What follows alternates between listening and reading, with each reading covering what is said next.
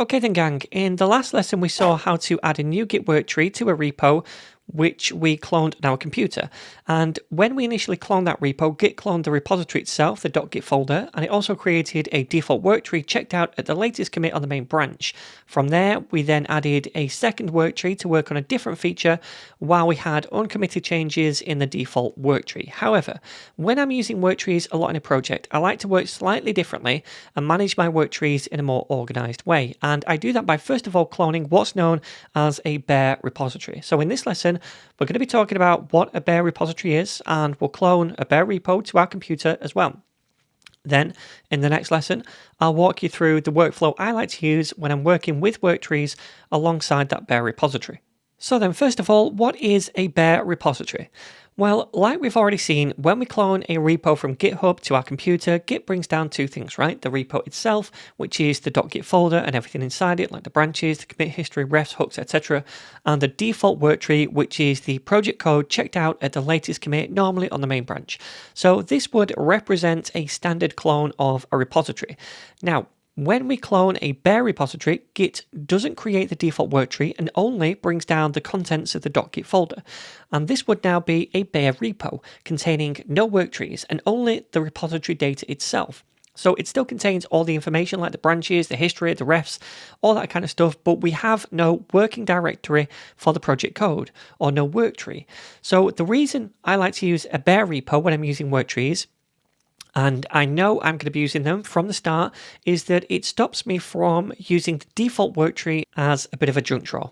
Also, it allows me to organize my worktrees in what I think is a much cleaner way by having them sit alongside the .git folder inside a parent folder for the entire project. Whereas in the previous example, when we added a new worktree, we kind of came out of the parent folder, then added it alongside that parent. And to me, that doesn't feel very organized.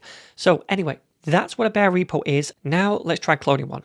So I'm on the same GitHub repo as before, and we're going to clone it in almost the same way as we did before. So let me grab the repo web URL from down here first. And now in the terminal, I'm currently in the same project directory as before, and if I run the ls command first, you're going to see I already removed the previous clone from the last lesson. So there's actually nothing in here at the moment.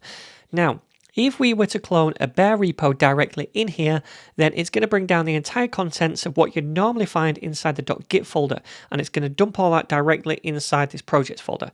Now, I don't want to do that. I want to put it inside a specific project folder and then inside a .git folder within that.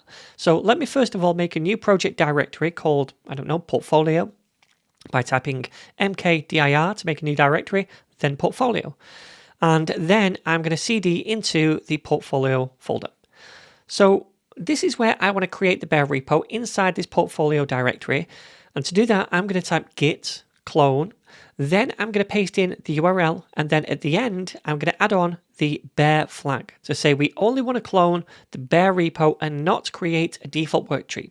At the end of this, I'm going to add a destination path for the bare repo as well, which is going to be inside a .git folder.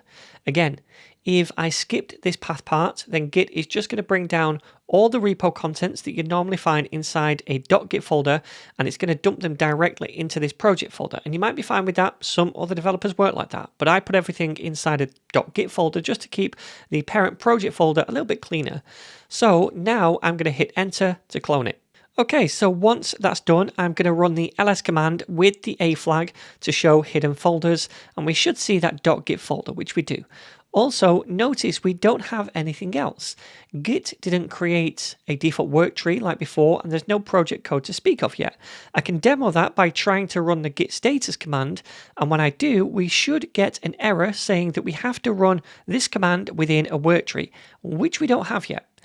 Anyway, if we cd into that .git folder, we can then run the ls command again to list the contents of it, and we should see all the same repository data as normal, including all the branch information, history, refs, whatnot. Okay, so let me cd out of this .git folder now, back into the project folder. Right then, so we've got a bare repo now without any worktrees, and we can't work on the code without a worktree, so let's make one in the next lesson.